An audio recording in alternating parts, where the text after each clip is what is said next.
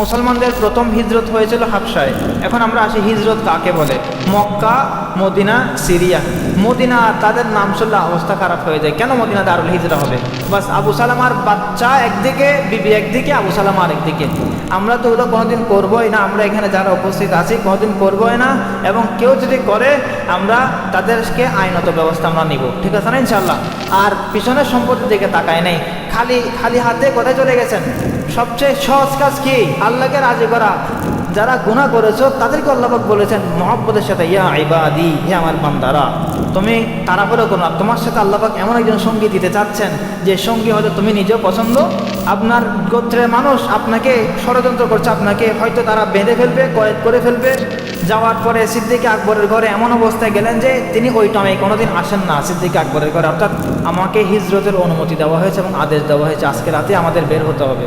তা আবু বকর সিদ্দিক আগ্রহের সাথে, দারুন নদওয়া বলা হয় কাফেরদের মিটিংয়ের একটি স্থল, কয়েক মাস ছিলেন মদিনায় গিয়ে। প্রথম কার ঘরে মেহমান হয়েছেন? সৈয়দুল আউয়ালিন সৈয়দুল আখিরিন, वो है मेरा नबी, वो है मेरा नबी। तुझसा कोई नहीं, तुझसा कोई नहीं, मुस्तफा نحمده ونصلي على رسوله الكريم أما بعد فأعوذ بالله من الشيطان الرجيم بسم الله الرحمن الرحيم وإذ يمكر بك الذين كفروا ليثبتوك أو يقتلوك أو يخرجوك ويمكرون ويمكر الله والله خير الماكرين وقال تعالى وقل رب أدخلني مدخل صدق وأخرجني مخرج صدق واجعل لي من لدنك سلطانا نصيرا صدق الله مولانا العلي العظيم আলহামদুলিল্লাহ। আজকে সিরাতুন নবী সিলসিলা আমাদের 19তম ক্লাসে আমরা উপস্থিত হয়েছি। তো গতকালকে আমাদের আলোচনার বিষয়বস্তু ছিল বাইয়াতে আকবা উলা এবং সানিয়া সম্পর্কে, যে দুইটি ছিল মদিনার দিকে রাসূল করিমের হিজরতের একটি পূর্বাভাস। তো আজকে আমাদের আলোচনা বিষয় থাকবে সাহাবাদের হিজরত এবং স্বয়ং নবীজি সাল্লাল্লাহু আলাইহি সাল্লামের হিজরতের পরিপূর্ণ বৃত্তান্ত। তো রাসূল করিম সাল্লাল্লাহু আলাইহি সাল্লামের কাছে ওহী প্রেরণ যখন হচ্ছিল তখন আল্লাহর হাবিব সবসময় স্বপ্নে ভালো ভালো স্বপ্ন দেখতেন, এমন স্বপ্ন দেখতেন যে সকালবেলা সেটা বাস্তব হয়ে যেত। এমনইভাবে মদিনায় হিজরতের পূর্বেও মদিনা যে রাসূলের দারুল হিজরা হবে সেটা আল্লাহ পাক রব্বুল আলামিন স্বপ্নের মাধ্যমে রাসূলকে দেখিয়েছিলেন। তো রাসূল করিম সাহাবায়ে কেরামকে এসে বললেন, ইন্নী উরিতু দার হিজরতিকুম, আমাকে স্বপ্নে তোমাদের হিজরতের জায়গা দেখানো হয়েছে, কোন জায়গা হবে। পরে মদিনার কিছু আলামত বর্ণনা করা হয়েছে, কিন্তু সেই আলামতগুলোর সাথে অন্যান্য অঞ্চলেরও মিলে যায়, যেমন বাহরাইনের সাথে মিলে যায়। বলেছেন যে পাথর মানে খেজুর, যেখানে অনেক বেশি খেজুর গাছ থাকবে, তো খেজুর গাছ অনেক বেশি দেখা যায় বাহরাইনেও আছে, মদিনায়ও আছে। এখন রাসূল করিমের কাছে এটা শুভা লাগলো, মানে স্পষ্ট হচ্ছিল না আসলে কোন অঞ্চল আল্লাহ পাক ইশারা করতে চাচ্ছেন। পরে যখন আবার আরেকটি স্পষ্ট করে বলে দেওয়া হয়েছে যে মা বাইনাল লাবাতাইন, লাবাতাইন বলা হয় দুই পাথরে বমির মাঝখানে, মানে মদিনার দুই পাশে পাথরে, মানে পাথরের বড় বড় পাহাড়, যেগুলোকে আমরা এরকম ভাবে আগুনে কোন পাথরকে জ্বালানোর কারণে পাথর কালো হয়ে যায়, তো সূর্যের তাপে পাথরগুলো কি হয়ে গেছে, কালো হয়ে গেছে। এরকম দুই বড় বড় পাহাড় বা পাথরে ভূমি, যেগুলো কালো পাথর দ্বারা, পাথরে ভূমি মাটির ভূমি নয়, পাথরে ভূমি, যেগুলো মদিনাকে সারাউন্ড করে আছে এই পাশেও এ পাশেও। তো সেই দুই ভূমির মাঝখানে আপনার দারুল হিজরা হবে এবং সেটি খেজুর গাছ সম্বলিত একটি শহর হবে, অনেক খেজুর গাছ থাকবে। তাহলে মদিনার কয়টি আলামত বলা হয়েছে? দুই পাথরে ভূমির মাঝখানে ভূমিটা হবে, আবার সেখানে প্রচন্ড খেজুর গাছ থাকবে। এগুলোর পরে রাসূল করিম সাল্লাল্লাহু আলাইহি সাল্লাম মদিনার ভৌগোলিক স্থান বুঝতে পেরেছেন যে এটা মদিনা মুনাওয়ারাই হবে, মদিনা মুনাওয়ারাই হবে। তো নিশ্চিত হওয়ার পরে সাহাবাদেরকে হিজরতের অনুমতি দিয়েছেন আল্লাহর হাবিব সাল্লাল্লাহু আলাইহি সাল্লাম। কি করেছেন? মদিনায় সাহাবাদেরকে হিজরতের মানে অনুমতি দিয়েছেন। এর আগে মুসলমানদের প্রথম হিজরত হয়েছিল হাবশায়। তো হাবশায় হিজরতের যে বিষয়টি ছিল সেটি ছিল সাহাবাদের ইখতিয়ারে, অর্থাৎ তারা হাবশায় হিজরত করলে করতে পারবে, অন্যথায় তাদের কোনো সমস্যা নাই। কিন্তু মদিনায় হিজরতের বিষয়টা আদেশ যখন চলে আসছে সাহাবাদের বিষয়ে, তখন কোন সাহাবীর জন্য অনুমতি ছিল না যে সে মক্কায় অবস্থান করবে। মদিনায় হিজরতের বিষয়টি ছিল সাহাবাদের উপর বাধ্যতামূলক, আর হাবশায় হিজরতের বিষয়টা ছিল সাহাবাদের ঐচ্ছিক বিষয়। তো এই দুইটাই হিজরতের পার্থক্য আমরা বুঝতে হবে। কারো অনুমতি ছিল না সে মদিনায় না গিয়ে কোথায় থেকে যাবে, মক্কায় থেকে যাবে, সেরকম কারো অনুমতি ছিল না। বরং আল্লাহ রাসূলের ঘোষণা যে যত আগে পারো তাড়াতাড়ি বের হও, কারণ কাফেরদের উৎপাত বেড়ে গিয়েছিল মক্কায়। এখন আমরা আসি হিজরত কাকে বলে। হিজরত শাব্দিক অর্থ হলো ত্যাগ করা, বিচ্ছিন্ন হওয়া। শাব্দিক অর্থ কি? ত্যাগ করা বা বিচ্ছিন্ন হওয়া, ছেড়ে যাওয়া। ত্যাগ করা, বিচ্ছিন্ন হওয়া, ছেড়ে যাওয়া। আর এটার পারিভাষিক অর্থ হলো, পারিভাষিক অর্থ দুইভাবে পারিভাষিক অর্থ বলা যায়। এক পারিভাষিক অর্থ হলো সম্পূর্ণ গুনাহ ছেড়ে আল্লাহর দিকে চলে আসা, এটাকে হিজরত বলে। এখানে ছাড়ার অর্থ আছে কিনা, মানে ছেড়ে দেওয়া, ত্যাগ করা, এই অর্থটা পাওয়া যাচ্ছে কিনা। আমি গুনাহকে ত্যাগ করলাম, আল্লাহর দিকে চলে আসলাম, এটা এক প্রকার হিজরত। আর এক প্রকার হিজরত হলো দারুল কুফরকে ছেড়ে দারুল ইসলামে চলে যাওয়া। কোথায় চলে যাওয়া? যেখানে কাফেরদের শৌর্য বীর্য, সেই অঞ্চল ছেড়ে মুসলমানদের যেখানে দখলদারিত্ব বেশি, মুসলমানদের শান শৌকত যেখানে বেশি, সেখানে চলে যাওয়া, এটাকে হিজরত বলা হয়। কোন দেশ যদি দারুল কুফর হয়ে যায়, দারুল কুফর বলতে যেখানে মুসলমানদের জন্য বসবাস অনৈতিক, তারা মুসলমানও নিরাপদে বসবাস করতে পারছে না, সেখানে তাদের প্রত্যেকটা পদে পদে বাধা আসছে, যেমন কি মক্কা মুকাররমা হয়েছিল। সেরকম যদি কোনো জায়গায় হয়ে যায়, সেটাকে দারুল কুফর বলে। এই দারুল কুফর থেকে হিজরত করাটা মুসলমানদের জন্য ফরজ। দারুল কুফর যদি কোনো জায়গা হয়ে যায়, তাহলে সে জায়গা থেকে হিজরত করা কি ফরজ। যেরকম সাহাবাদের উপর ফরজ ছিল কোথা থেকে হিজরত করা? মক্কা থেকে হিজরত করা। মক্কা থেকে মদিনায় হিজরত করা ফরজ ছিল, বাধ্যতামূলক ছিল। আর ইথিওপিয়া বা হাবশা হিজরত করা ঐচ্ছিক বিষয় ছিল। কি বিষয় ছিল? কারণ ওইটাও কোনো দারুল ইসলাম ছিল না, হাবশা দারুল ইসলাম ছিল না, বরং সর্বোচ্চ দারুল আমান বলতে পারেন, অর্থাৎ মুসলমানদেরকে নিরাপদে রাখা হইতো। কিন্তু ওখানে কার শাসন চলছিল? নাজাশির শাসন চলছিল। তো সে খ্রিস্টান ছিল না মুসলমান ছিল? খ্রিস্টান ছিল। তো এটাকে দারুল ইসলাম বলা যাবে? তাহলে দারুল কুফর থেকে দারুল ইসলামে চলে যাওয়া, যদি কোনো রাষ্ট্র দারুল কুফর হয়ে যায়, সেখান থেকে দারুল ইসলামে চলে যাওয়া কি হবে? ফরজ হবে, হিজরত করা ফরজ হবে। কথা বুঝে আসছে? এখন কেউ বাংলাদেশকে দারুল হারব বা দারুল কুফর বললে, তাহলে তাদেরকে বলো আপনারা তাড়াতাড়ি চলে যান, যেখানে দারুল ইসলাম আছে সেখানে হিজরত করেন তাড়াতাড়ি। তো তাহলে দারুল কুফর থেকে দারুল ইসলামে হিজরত করা কি ফরজ। এটা কোত্থেকে বোঝা যায়?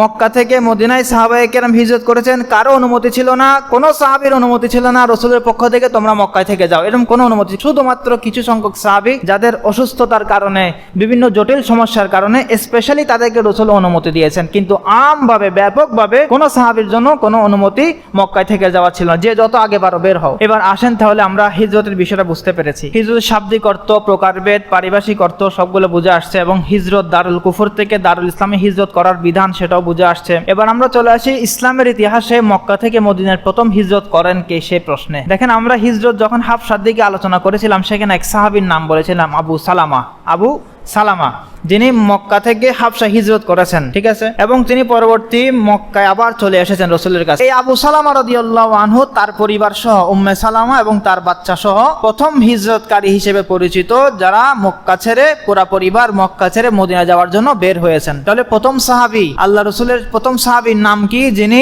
সপরিবারে মক্কা ছেড়ে মদিনা উদ্দেশ্যে রওনা হয়েছেন, তিনি কে? আবু সালামা। তার হিজরত কাল কখন? বাইয়াতুল আকবার 1 বছর পূর্বে। বাইয়াতুল আকবা, প্রথম বাইয়াতুল আকবা অনুষ্ঠিত হয়েছিল নবুয়তের 11তম বছরে। দ্বিতীয় বাইয়াতুল আকবা অনুষ্ঠিত হয়েছিল 12তম বছরে। তো আর ওনাদের হিজরত হলো নবুয়তের 10ম বছরে। কত বছরে? অর্থাৎ বাইয়াতুল আকবা তখন হয়ই নেই, তখন আবু সালামা হাবশা থেকে এসে মক্কা ছেড়ে কোথায় চলে যাচ্ছেন? মদিনায় চলে যাচ্ছেন। এরপর আমরা একটা বিষয় বুঝে নিই এই কথা বলার আগে। আচ্ছা, মদিনা কেন হিজরত হলো? মদিনা সমস্ত দুনিয়ার জায়গা ছেড়ে আল্লাহ পাক রব্বুল আলামিন কেন মদিনাকে বাছাই করলেন? প্রশ্ন আসে কি আসে না? আল্লাহ রাসূলের গন্তব্য স্থান হিসেবে কেন মদিনাকে বাছাই করা হলো? দেখেন, মদিনার ভৌগোলিক স্থান আমি বলেছিলাম কিছুক্ষণ আগে, মদিনার দুই পাশে পাহাড়, পাথুরে পাহাড়, যেগুলো অতিক্রম করে শত্রু বাহিনী আক্রমণ করা সম্ভব নয়।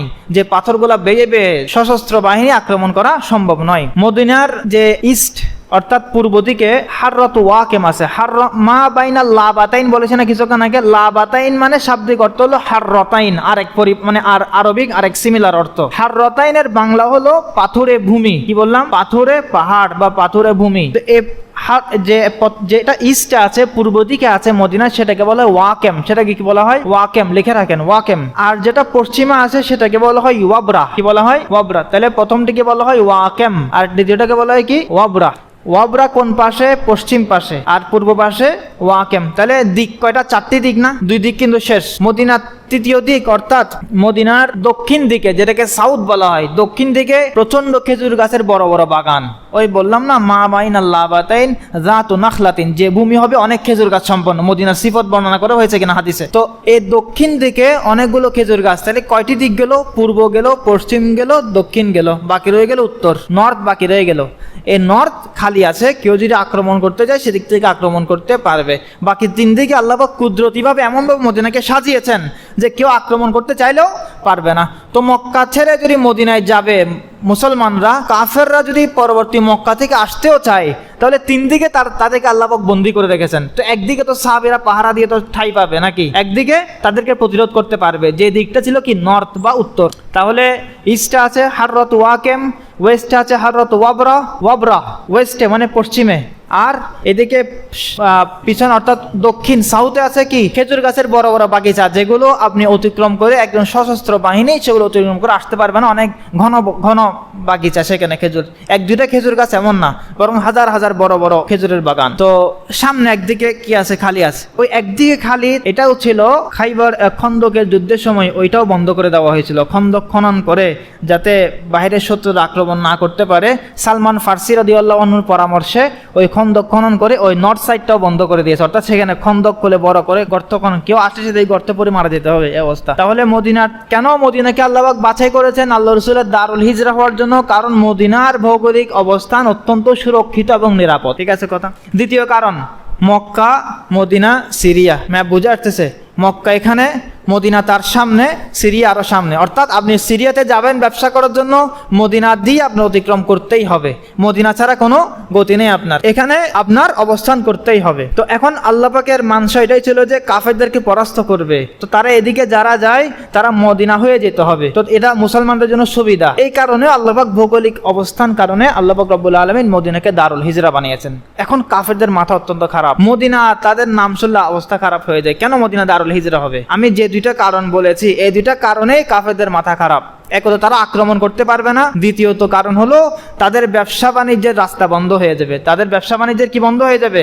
রাস্তা বন্ধ হয়ে যাবে, কারণ গেলে তো মুসলমানরা অ্যাটাক করবে তাদের উপর। এতই না আমাদেরকে মক্কায় কষ্ট দিয়েছে, এখন মজা বুঝো, এখন কি বুঝো? মজা বুঝো। তো এই কারণে কাফের আপ্রাণ চেষ্টা করেছিল, একজন সাহাবীকেও যদি দেখেছে মক্কা ছেড়ে মদিনায় যাচ্ছে, তার উপর নির্যাতনের স্টিম রোলার তারা চালিয়েছে। আমরা কয়েকজন সাহাবীর ঘটনা বলবো আপনাদেরকে, তাহলে আপনাদের আন্দাজ হয়ে যাবে যে কি পরিমাণ কষ্ট সাহাবারা সারা জীবন তো কষ্ট করেছে, এখন মক্কা ছেড়ে শেষ স্বস্তির নিঃশ্বাসটুকু ফেলার জন্য মদিনায় যাবে, সে যাওয়ার পথেও তাদেরকে বাধা দিয়েছে এবং নির্মমভাবে তাদেরকে অত্যাচার করেছে। কি জন্য অত্যাচার করেছে? যাতে মদিনা দারুল ইসলাম না হয়ে যায়। যদি মদিনা মুহাম্মদের স্টেট হয়ে যায়, দারুল ইসলাম হয়ে যায়, তাহলে সেখান দিয়ে যাওয়াটা আমাদের জন্য পথ বন্ধ হয়ে যাবে। তারা আমাদেরকে যে কোনো সময় আক্রমণ করে মক্কা হামলা করে দিতে পারে, আর আমরা তাদের উপর হামলা করতে পারবো না, কারণ তার দিকে তারা বন্ধ, আবদ্ধ। এখন দেখেন তাহলে আমরা প্রথম সাহাবীর নাম কি যিনি হিজরত করেছেন? আবু সালামা, সপরিবারে। দেখেন এই আবু সালামার ঘটনা আমরা যদি আপনাদেরকে বলি, এই আবু সালামা এসেছেন তার পরিবার সহ মদিনায় চলে যাবেন, উট নিয়েছেন, পরিবারকে বসিয়েছেন, উট যাচ্ছেন। উম্মে সালামার যে গোত্র বনু মুগিরা, এই উম্মে সালামার গোত্র, তারা কাফের ছিল। তারা বলেছে আমাদের মেয়েকে নিয়ে তুমি কোথাও যেতে পারবে না, তোমাকে বিয়ে দিয়েছি বলে এমন তুমি যেখানে ইচ্ছে সেখানে চলে যাবে, তাকে এটা কোনো, আমাদের মেয়ে আমাদের সাথে থাকবে, তাকে কোনোটাও নিয়ে যাবে না। উম্মে সালামাকে তার গোত্র রেখে দিয়েছে, আর যেতে দেয় নাই। এখন বাচ্চা আবু সালামার যে বাচ্চা, আবু সালামার গোত্রে মানুষ এসে আমাদের ছেলে আমাদের কাছে থাকবে, মেয়ের কাছে থাকতে পারবে না। আবু সালামার ছেলে আমাদের নাতিবতী, তারা আমাদের সাথে থাকবে। বাস আবু সালামার বাচ্চা একদিকে, বিবি একদিকে, আবু সালামা আরেকদিকে, পুরো ফ্যামিলিকে কি করে দিয়েছে? ডিটাচ করে দিয়েছে, কেউ কারোর সাথে সম্পর্ক নাই। উম্মে সালামা বাচ্চাহীন, স্বামীহীন, একান মিসকিন নারী হয়ে গিয়েছে। বলেছেন যে উম্মে সালামা তহ নামে এক জায়গায় এসে প্রতিদিন ওই মক্কা থেকে মদিনা যাওয়ার পথে অল্প কিছু দূর হেঁটে যেতেন আবতহ নামে জায়গায়, সেখানে গিয়ে প্রতিদিন কান্না করতেন যে আমার কি হয়ে গেল, আমি স্বামীকেও হারালাম, বাচ্চাকেও হারালাম। প্রতিদিন কান্না করতো, সকালবেলা প্রতিদিন চলে যেত, দীর্ঘক্ষণ কান্না করে আবার ফিরে আসতো। মানে আফসোসের কথা বুঝাচ্ছে, এরকম টানা 1 বছর তার এই রুটিন ছিল। তো হঠাৎ একদিন এক মানুষ তাকে দেখে খুব তার উপর দয়া হলো, সদয় হলো যে একজন মিসকিন মহিলা কেন কান্না করছে একটু দেখি। তো তার ঘটনা সম্পূর্ণ বলল। ওই লোকটির পরে সুপারিশ করে উম্মে সালামার বাচ্চা কার থেকে ছুড়ে আনলো? আবু সালামার গোত্রের মানুষদের কাছে, উম্মে সালামার কাছে তার বাচ্চা ফেরত দিল। বাচ্চা যখন হাতে পেয়ে গেছে, তখন আর উম্মে সালামার কোনো বাধা আছে মদিনায় স্বামীর কাছে যাওয়ার জন্য? কোনো বাধা নেই। ও আবু সালামা মদিনায় পৌঁছে গেছে আগে ভাগেই। তো এখন তিনি একাই রওনা শুরু করলেন। রওনা শুরু করার পথে একা একটা মহিলা প্রায় 500-600 কিলোমিটারের বেশি সফর একা যাবেন, নিরাপদ নয়। মাঝখানে দেখা হলো উসমান ইবনে তলহা।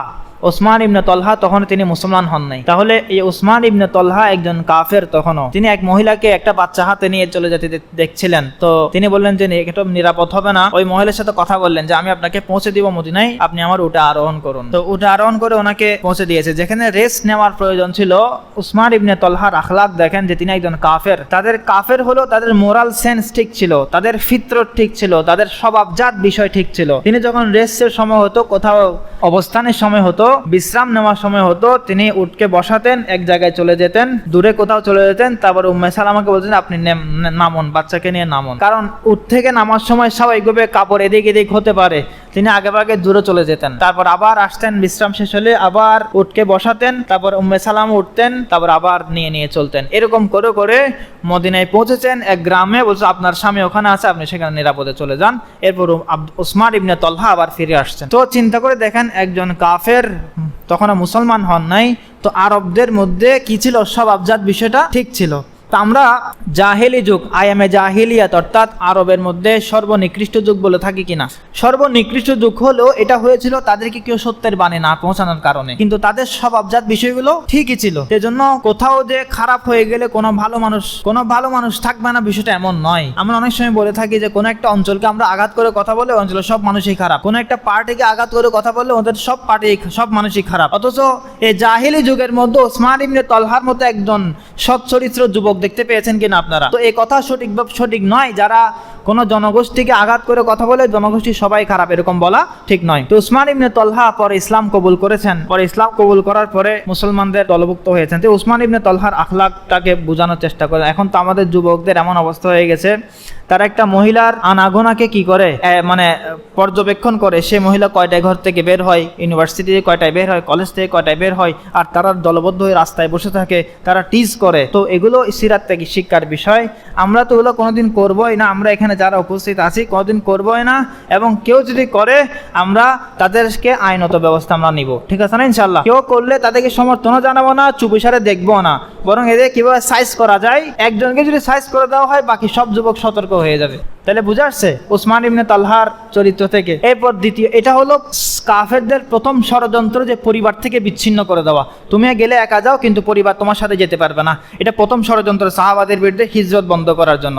দ্বিতীয় ষড়যন্ত্র, দ্বিতীয় সাহাবী সোহাইব রুমি, উনি হিজরত করতে যাচ্ছেন। আল্লাহর হাবিব সাল্লাল্লাহু আলাইহি সাল্লামের দারুল হিজরা মদিনায় যাবেন, পথে মধ্যে পেয়ে গেছে কাফেরদের বাহিনী। তুমি হিজরত করতে পারো, কিন্তু কোনো জিনিস এখান থেকে নিয়ে যেতে পারবে না। মক্কা থেকে তোমার সমস্ত সম্পদ সবগুলো এখানে রেখে যেতে হবে, কোনো কিছু তোমার নিয়ে যাওয়ার অনুমতি নেই। তো তিনি কাফেরদেরকে বললো যে আমি আমার সমস্ত সম্পদ তোমাদেরকে দিয়ে গেলাম, কিন্তু আমাকে অন্ততপক্ষে আল্লাহ রাসূল আদেশ পালন করে হিজরত করতে দাও। তো এই শানে, ওনার শানে আল্লাহর কোরআন আয়াত নাজিল হলো, ওয়ামিনান নাসি মান ইয়াশরি নাফসাহু বিতিগা মারদাতিল্লাহ। লোকদের মধ্যে, সাহাবাদের মধ্যে এমনও মানুষ আছে যারা নিজের জানটুকু বাঁচানোর জন্য তাদের সমুদয় সম্পদকে কি করে দেয়, বিলীন করে দেয়। অর্থাৎ আল্লাহর উদ্দেশ্যে তারা জান বাঁচাচ্ছে, তারা জান বাঁচিয়ে মুসলমানদের শক্তি বৃদ্ধি করতে যাচ্ছে মদিনায়, আর পিছনের সম্পদের দিকে তাকায় নেই।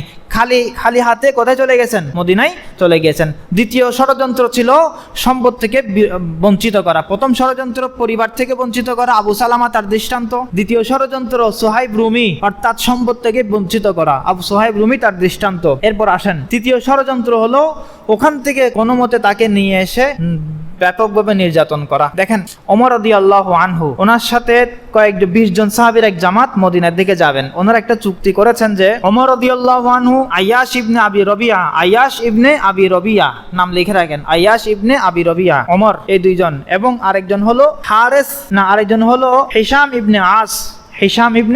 তাহলে হিশাম ইবনে আস, ওমর, আইয়াশ, এই তিনজন সাহাবী। ওনার তিনজন পরিকল্পনা করেছে যে আমরা 20 জনের কাফেলা নিয়ে কোথায় চলে যাবো? মদিনায় চলে যাব। মদিনায় যাওয়ার আগে তারা এই কথা পরিকল্পনা, নাম আবার বলতে হবে, আইয়াশ, ওমর, তারপর কি হিশাম ইবনে আস, এই তিনজন।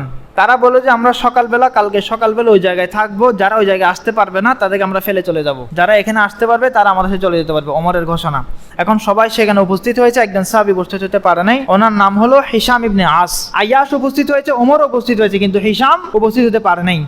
এখন ওরা পুরা বাহিনী নিয়ে চলে গেছে কোথায়? মদিনায়। ওমর গেল আর হিশাম যেতে পারে নাই, আইয়াস গেল। আইয়াস ইবনে আবি রবিয়া গেল। মজার বিষয় হলো আইয়াস ইবনে আবি রবি এটা আবু জাহেলের ভাই, মাশরিক ভাই। কি ভাই? আবু জাহেলের মাশরিক ভাই। এই আবু জাহেল তাদের পিছনে ছুটলো। তার অন্য ভাই হারেসকে নিয়ে, আবু জাহেলের ভাইয়ের নাম, আরেক ভাইয়ের নাম ছিল হারেস, এই দুইজন নিয়ে ছুটলো। গিয়ে ওমর সবাই পৌঁছে গেল, তারাও তাদের পিছে পিছে মদিনায় পৌঁছলো। মদিনায় পৌঁছার পরে আবু জাহেল বলল যে তোমার মা, মানে অর্থাৎ আমার মা শপথ করেছে যদি ছেলেকে না দেখে আজকে থেকে কোনো প্রকার কাজকর্ম করবে না, কোনো ছায়ার নিচেও বসবে না, মাথার চুলও আঁচড়াবে না, কোনো কিছু করবে না। স্বাভাবিক জীবনযাত্রা থেকে এক কথায় তিনি কি হবেন, মানে বিরত থাকবেন, স্বাভাবিকভাবে জীবনযাপন করবেন না তোমাকে যদি না দেখে। শপথ করে বসেছেন। এটি ছিল আবু জাহেল একটা ষড়যন্ত্র, মানে ছেলেকে এভাবে ভুলিয়ে বালিয়ে নিয়ে আসা, কোনো মতে মক্কায় নিয়ে আসা। এরপর ভুলিয়ে বালিয়ে তাকে নিয়ে আসতে পেরেছে তারা। ওইদিকে আইয়াসকে ওমর বারবার নিষেধ করতে, ভাই দেখো এটা তোমার ভাইয়ের ষড়যন্ত্র, আমি তোমাকে নিষেধ করছি, আমার দূরদর্শিতা থেকে আমি কথাটা বলছি, তুমি সেখানে যেও না, তোমার জন্য বিপদ আছে, তারা তোমাকে মেরে ধরে আবার কাফের বানিয়ে ফেলবে। পরে আইয়াস জবাব দিল যে না, আমি যাব, আমার মার শপথ একটু পূরণ করে আসি এবং সেখানে আমার অনেক সম্পদ আছে, সেগুলো নিয়ে আসবো সাথে। ওমর বলতে আমার পুরো অর্ধেক সম্পদ তোমাকে দিয়ে দিব, তবুও যাইও না, আমার অর্ধেক সম্পদ তোমার, তবুও যাইও না। বড় পিরাপিরি করাবার রাজি হয় না, আইয়াস চলে গেল। যাওয়ার সময় ওমর শেষবার বললো যে তোমাকে আমি এই উট নিয়ে অনেক স্পিডে দৌড়াতে পারে, এটাকে নিয়ে যাও, যদি দেখো যে কোনো ষড়যন্ত্রের মুখে তুমি পড়ে যাচ্ছ অর্ধেক গিয়ে, তুমি এটাকে হাঁকিয়ে তাড়াতাড়ি চলে আসবে এদিকে আমাদের দিকে, ওইদিকে যাইও না। পরে কথা মানলো না, বাস চলে আসলো। অর্ধেক পথে আসার পর আবু জাহেলের গাদ্দারি শুরু হয়ে গেছে। আবু জাহেল বলছে আমার এই উটনিটা চলছে না, তোমার উটনির মধ্যে আমাকে পিছনে, আমার ভাই তুমি আমাকে তোমার উটনিতে বসায় নাও। তো বসায় নেওয়ার পর অর্ধেক যাওয়ার পর 2-3 জন মিলে তাকে বেঁধে ফেলেছে, বাস নিয়ে গিয়ে মক্কার মধ্যে গিয়ে প্রচন্ড প্রহার করেছে এবং এমনভাবে প্রহার করেছে তিনি তার ইসলামকে ত্যাগ করতে বাধ্য হয়েছেন। কি করেছেন? দুইজন ইসলামকে ত্যাগ করেছে, এক হলো আইয়াস আর এক হলো যে প্রতিমধ্যে থেকে গেল হিশাম ইবনে আস, যিনি যেতে পারেন না উমরের সাথে। এই দুইজন মুসলমান হয়েছিলেন, এরপরে কাফেরদের নির্যাতনের প্রবল আক্রান্ত হয়ে তারা আবার ইসলামকে ত্যাগ করেছেন। মানে ইসলাম না করলে মেরে ফেল, ইসলাম যদি ত্যাগ না করো এখন তোমাদের হাতে আমার মৃত্যু, এরকম তাদেরকে কষ্টের মুখে থেকে ইসলাম ত্যাগ করানো হয়েছে। এখন এই ইসলাম ত্যাগ করার বিষয়ে আল্লাহ পাক রব্বুল আলামিন তারাও, মানে তাদের এই দুইজন ইসলাম ত্যাগের ঘটনা মদিনায় চলে গেছেন। তখন ওমর এবং অন্যান্য সাহাবায়ে কেরাম বলতেছিলেন যে তাহলে তো তাদের এমন এক অপরাধ তারা করলো যে তাদের আর কোনো তওবাও কবুল হবে না, তাদের কোনো আমলও কবুল হবে না, কারণ তারা আল্লাহকে একবার চিনেছে, আবার আল্লাহকে আবার মুখ বাঁকা করে আল্লাহ থেকে মুখ ফিরিয়ে নিয়েছে। তো তারাও নিজেদের ব্যাপারে এটাও বলতো আমরা ইসলাম গ্রহণ আর করে কোনো ফায়দা হবে না, কারণ আল্লাহ পাক আমাদের তওবা আর কবুল করবে না, কারণ আমরা একবার আল্লাহকে চিনে আবার ফিরে আসছি। তো তাদের ব্যাপারে আল্লাহ পাকের কোরআন আয়াত নাজিল হয়েছে, ইয়া ইবাদিয়াল্লাযীনা আসরাফু আলা আনফুসিহিম লা তাকনাতু মির রাহমাতিল্লাহ ইন্নাল্লাহা ইয়াগফিরুয যুনুবা জামিআ। হে আমার ইবাদতকারী বান্দারা, হে আমার বান্দারা, তোমরা যারা নিজেদেরকে গুনাহ করতে করতে জর্জরিত করে ফেলেছো, তোমরা কোনোদিন আমার রহমত থেকে নৈরাশ হবে না। আমি নিশ্চয় সমস্ত গুনাহকে ক্ষমা করার অধিকার আমি রাখি এবং ক্ষমতাও আমি রাখি। ওয়া আনিবু ইলা রাব্বিকুম ওয়া আসলিমু লাহু মিন ক্বাবলি আন ইয়াতিয়াকুমুল আযাব সুম্মা লা তুনসারুন। তোমরা আল্লাহর দিকে ফিরে আসো এবং আল্লাহর ইসলাম গ্রহণ করে নাও তোমাদের কাছে আযাব আসার পূর্বে। তো ওমর এই ওহীগুলো, আয়াতগুলো লিখে হিশামের কাছে পাঠালো। হিশাম আর আইয়াস দুইজনে কি হলো, মুসলমান থেকে ত্যাগ করলো, ইসলাম ধর্ম ত্যাগ কে হিশাম আর আইয়াস, যারা মক্কা, একজন তো মক্কায় ফিরে এসেছে, আরেকজন মদিনায় যেতে পারে নাই। তো এদের কাছে একটা ওমর একটা কাগজে বা কোথাও লিখে হিশামের কাছে এই ওই 2 আয়াত পাঠালো। তো হিশাম তো পড়তে জানে না, বুঝতে পারছে না এটা কি। তো আল্লাহর কাছে দোয়া করলে আমাকে বুঝিয়ে দেন এটা কি পাঠিয়েছে ওমর। তো আল্লাহ পাক ওনার মধ্যে এলকা করলো, দিলের মধ্যে এলেম ঢাললো যে এটাই তোমাদের ব্যাপারে আয়াত নাজিল হয়েছে, তোমাদের এখনো সুযোগ আছে, তোমরা যদি ইসলাম কবুল করতে চাও, তোমরা যদি আল্লাহ রাসূলের দিকে ফিরে আসতে চাও, তখন তোমাদের জন্য সুযোগ দেওয়া হবে। তখন হিশাম আর দেরি করে নাই, ফারাজাতু ইলা বাঈরি, তার ঘোড়ার দিকে সে মানে উটের দিকে গেল, ফাজালাস্তু আলাইহি ফালাহিকতু বিরাসূলিল্লাহ সাল্লাল্লাহু আলাইহি সাল্লাম, তখন উটের উপর আরোহণ করে তিনি দ্রুত বেগে মদিনায় আবার ছুটে গেলেন। তারা কিন্তু ইসলাম ত্যাগ করার পর তারাও নৈরাশ হয়ে গেছে, আমাদের আর কোনো তওবার সুযোগ নেই, কারণ আমরা এমন এক অপরাধ করে ফেলেছি, আল্লাহ আমাদেরকে ইসলামের দৌলত দান করেছেন, আল্লাহকে চিনেছে, আবার আল্লাহকে ভুলে গিয়েছে। তারাও নিজেদের ব্যাপারে কি হয়ে গিয়েছিল, নৈরাশ। তো এখান থেকে আমাদের শিক্ষার বিষয় হলো যে কি নাই, এখানে ইসলামের মধ্যে কোন নৈরাশ্যতা নাই। আমি গত কয়েকদিন আগেও বলেছিলাম দুনিয়ার সবচেয়ে সহজ কাজ কি, দুনিয়ার সবচেয়ে সহজ কাজ কি, আল্লাহকে রাজি করা। এই সবাই যা পারার কথা ছিল, আমি শুক্রবারের বয়ানে বলেছি এখানে, কিন্তু এই সবাই ভুলে গেছে। সবচেয়ে সহজ কাজ কি দুনিয়াতে, আল্লাহকে পাওয়া না, আল্লাহকে রাজি করা, আল্লাহকে রাজি করা, যেটা আরেক শব্দ যদি আপনি বলেন আল্লাহকে পাওয়া বলতে পারেন। সবচেয়ে সহজ কাজ কি, আল্লাহকে রাজি করা। আপনি যে সমস্ত জিন্দেগি গুনায় জর্জরিত করে ফেলেছেন, শেষ জমানে আপনার মৃত্যুর 1 মিনিট আগেও যদি আপনার অনুশোচনা আসে, এ আল্লাহ তুমি আমাকে মাফ করে দাও, শুধু এতটুকু শব্দ বলে দেন, আল্লাহ আপনাকে মাফ করতে সক্ষম। যত তওবার শর্ত মর্ত যত কিছু বলা হয়, এগুলো আল্লাহ পাক শর্তের কোনো পরোয়াই রাখেন না। আমি শর্ত ছাড়াও মাফ করতে পারি, যিনি শর্তের উপর মুখাপেক্ষী নন তিনিই তো রব হবেন। আর যার মাফ করতে শর্ত লাগে তিনি কোনদিন রব হতে পারেন?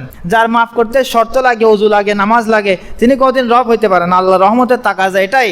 আল্লাহর রহমতের জোশ যখন আসে, তিনি বান্দা শুধু একবার বলে আল্লাহ সারা জীবন তোমার কথা কোনো কথা মানতে পারে নাই, একবার মৃত্যুর আগে তোমার নামটা বললাম, আল্লাহ মাফ করে দাও, বাস এতটুকুই যথেষ্ট। যে আল্লাহর রহমত জোশ দিয়ে ওঠে, এতটুকুই যথেষ্ট আল্লাহর কাছে মাফ পাওয়ার জন্য। তো এটা এখান থেকে আমরা বুঝি যে আল্লাহ পাক বলেছেন হে আমার, মানে বলে না যে হে আমার নাফরমান বান্দা, ইয়া ইবাদি, আল্লাহ পাক মহব্বতের সাথে বলছেন হে আমার বান্দারা, যারা নিজেদেরকে শেষ করে ফেলেছো গুনাহ করতে করতে, তাদেরকেও বান্দার লিস্টি থেকে আল্লাহ পাক বাদ দিয়ে দেন নাই। যারা গুনাহ করেছো তাদেরকে আল্লাহ পাক বলেছেন মহব্বতের সাথে ইয়া ইবাদি, হে আমার বান্দারা। বলেন না হে নাফরমান, বলেন না হে গুনাহগার, বলেন ইয়া ইবাদি বলেছে, হে আমার বান্দারা, যারা গুনাহ করেছো তারা আমার দিকে ফিরে আসো, আমি তোমাদেরকে মাফ করে দিব। তো তাহলে ওমরের একটা মানে ঘটনা আমরা অনেক ক্ষেত্রে সেটা প্রচলিত, কিন্তু সে রওয়ায়েতটা কোনোভাবে সাবেত না। মুহাদ্দিসিনে কেরাম সে রওয়ায়েতের ব্যাপারে আপত্তি তুলেছেন। তো সে রওয়ায়েত হলো যে ওমর হিজরতের আগে সবাই মক্কার প্রত্যেকটা ঘরে ঘরে গিয়ে, মানে মক্কার একটা সেন্ট্রাল জায়গায় গিয়ে এলান করেছে, কেউ যদি চায় তার মা তার জন্য ক্রন্দন করুক, কেউ যদি চায় তার স্ত্রী বিধবা হোক, কেউ যদি চায় তার সন্তানরা ইয়েতিম হোক, তাহলে আমার সাথে মোকাবেলা করুক, আমি আল্লাহ রাসূলের দারুল হিজরা মদিনায় যাচ্ছি। মানে এরকম হুমকি টমকি দিয়ে কথা বলা, এটা ওমরের ক্ষেত্রে পাওয়া যায় না। এটা সাপোর্ট করে না। দুই একটি রওয়ায়াত যেগুলো পাওয়া যায় সেগুলো অত্যন্ত দুর্বল, সেগুলো গ্রহণযোগ্য নয়। মুহাদ্দিসিনে কেরাম এই সমস্ত রওয়ায়াতকে গ্রহণ করে নেননি। ফালাম ইয়াসিহ, অর্থাৎ এই রওয়ায়াতগুলো সহিহ সনদে অর্থাৎ নির্ভরযোগ্য সূত্রে আমাদের কাছে পৌঁছানি। বিভিন্ন জায়গায় এই রওয়ায়াতগুলো পাওয়া যায়, কিন্তু পরবর্তী মুহাক্কিকিন বলেছেন যে ওমরের ক্ষেত্রে এই ধরনের কোনো ঘটনা আমরা পাই নাই নির্ভরযোগ্য সূত্রে।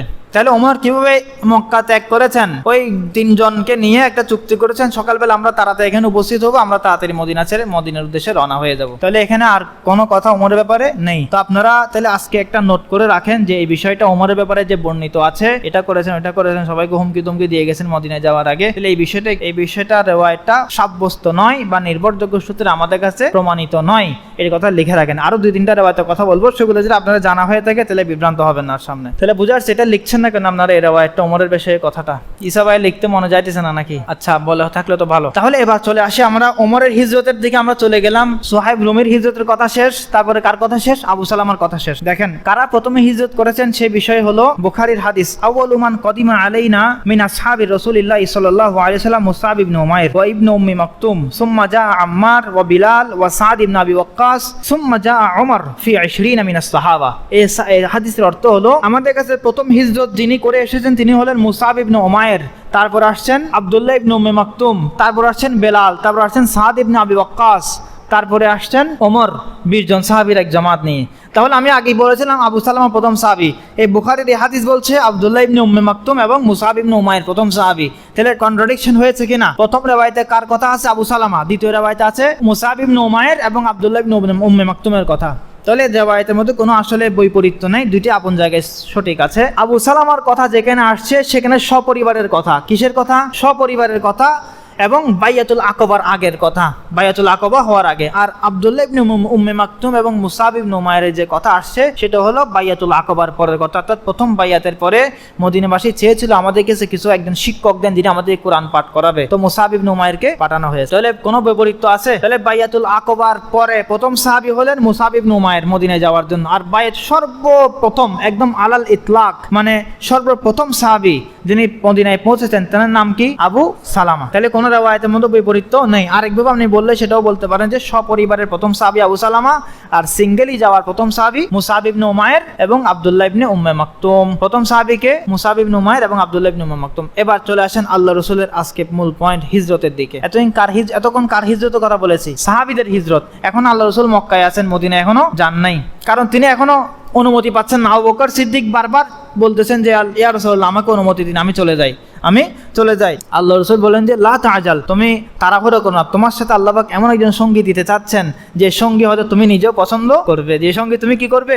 নিজেও পছন্দ করবে। তুমি বেশি তাড়াহুড়ো করো না, তোমার জন্য আল্লাহ পাক উত্তম সঙ্গীর ব্যবস্থা করছেন। এরপরে আসেন, হঠাৎ একদিন আল্লাহ হাবিবের কাছে ওহী আসলো যে আপনাকে মেরে ফেলার জন্য এই আয়াত নাজিল হলো যে ওয়াইয ইয়ামকুরু বিকাল্লাযীনা কাফারু লিয়ুসবিতুকা আও ইয়াকতুলুকা আও ইউখরিজুকা ওয়া ইয়ামকুরুনা ওয়া ইয়ামকুরুল্লাহ ওয়াল্লাহু খায়রুল মাকিরিন। আপনার গোত্রের মানুষ আপনাকে ষড়যন্ত্র করছে, আপনাকে হয়তো তারা বেঁধে ফেলবে, কয়েদ করে ফেলবে, অথবা আপনাকে একেবারে শেষ করে দিবে, অথবা নাউজুবিল্লাহ, অথবা আপনাকে মক্কা ছেড়ে অন্য জায়গায় তারা অন্য স্থানে পাঠিয়ে দিবে, মক্কা শহরের বাইরে মেরে ধরে পাঠিয়ে দিবে। আপনি আজকে রাতে লা তাবিত আলা ফিরাশিকা, আপনি আপনার বিছানায় আজকে রাতে থাকার অনুমতি নেই।